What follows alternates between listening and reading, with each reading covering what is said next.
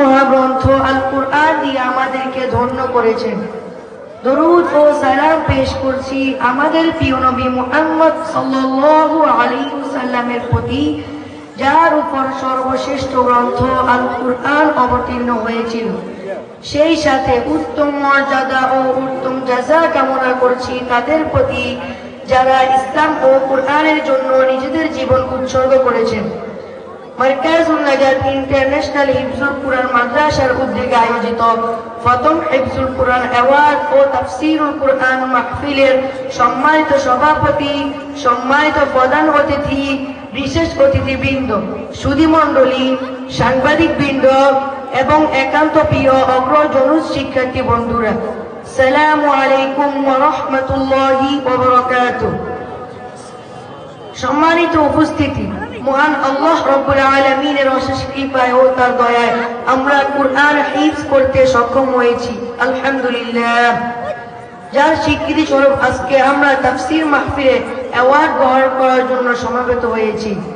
আজকের মাহফিলে উপস্থিত হতে পেরে আমরা অত্যন্ত আনন্দিত, উৎসাহিত, অনুপ্রাণিত।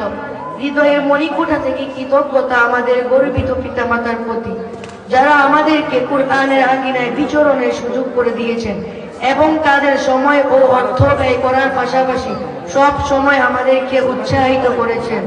সবক গ্রহণের দিন থেকে আজকের এই সম্মাননা পাওয়া পর্যন্ত আমাদেরকে প্রস্তুত করতে নিরন্তর প্রচেষ্টা অব্যাহত রেখেছেন আমাদের পিতৃতুল্য সম্মানিত শিক্ষক মণ্ডলী। আল্লাহ তাআলার কাছে তাদের এই অবদানের সর্বোত্তম বিনিময় কামনা করছে। এছাড়াও আপনজনদের প্রতি কৃতজ্ঞতা জ্ঞাপন করছে। মারকাজুন নাজাত ইন্টারন্যাশনাল হিফজুল কুরআন মাদ্রাসা আমাদেরকে সাধারণ শিক্ষাদানের পাশাপাশি জাতীয় ও আন্তর্জাতিক মানসম্পন্ন হাফেজে কুরআন হিসেবে গড়ে তোলার লক্ষ্যে বিভিন্ন ধরনের পদক্ষেপ বাস্তবায়ন করে আসছেন। সেই জন্য আমরা মারকাজুন নাজাত ইন্টারন্যাশনাল হিফজুল কুরআন মাদ্রাসার শুকরিয়া আদায় করছি। আল্লাহ সুবহানাহু ওয়া তাআলা সূরা ইব্রাহিমের 7 নম্বর আয়াতে বলেন, লাইন শাকারতুম লাযীদান্নাকুম ওয়া লাইন কাফারতুম ইন্না আযাবী লাশাদীদ। যদি তোমরা শুকরিয়া আদায় করো তবে আমি অবশ্যই তোমাদেরকে বাড়িয়ে দিব, আর যদি তোমরা অকৃতজ্ঞ হও নিশ্চয় আমার আযাব অত্যন্ত কঠিন। আশা করি মারকাজুন নাজাত মাদ্রাসা আমাদের জন্য আরো যুগোপযোগী পদক্ষেপ গ্রহণ করবে ইনশাআল্লাহ। সম্মানিত অভিভাবক মণ্ডলী, আপনারা সম্মানিত ও গর্বিত, কেননা আপনারা আমাদেরকে আল্লাহ তাআলার কালাম হিফজের ব্যবস্থা করেছেন। আপনাদের সঠিক সিদ্ধান্তের ফলে আজ আমরা এ পর্যন্ত আসতে সক্ষম হয়েছি, আলহামদুলিল্লাহ। আপনাদের ঋণ পরিশোধ করার সাধ্য আমাদের নেই। রব্বুল আলামিন কিয়ামতের সেই ভয়াবহ দিনে হাফেজের পিতামাতা হিসেবে আপনাদেরকে চূড়ান্তভাবে সম্মানিত করবেন। আমরা মহান মনিবের দরবারে হাত তুলে তার শেখানো ভাষায় সব সময় দোয়া করব, রব্বিরহামহুমা কামা রাব্বায়ানি সগীরা। হে মহান প্রতিপালক, আপনি আমাদের পিতামাতাকে সেইভাবে অনুগ্রহ করুন যেভাবে ছোটবেলায় তারা আমাদেরকে লালন পালন করেছেন। আপনারা আমাদের জন্য দোয়া করবেন, আল্লাহ যেন আমাদেরকে আপনাদের চক্ষু শীতলকারী সন্তান ও মুত্তাকিদের ঈমান হিসেবে কবুল করেন। সুপ্রিয় উপাসক কেরাম, সূরা মুহাম্মদের 24 নম্বর আয়াতে আল্লাহ তাআলা বলেন, আফালা ইয়াতাদাব্বারুনাল কুরআনা আম আলা কুলুবিন আগফালুহা। তারা কি কুরআন নিয়ে গবেষণা করে না, নাকি তাদের অন্তর তারা লাগানো আছে? আল কুরআন শুধু তিলাওয়াত ও হিফজের মধ্যে সীমাবদ্ধ রাখলে চলবে না, আমাদেরকে কুরআন বুঝতে হবে।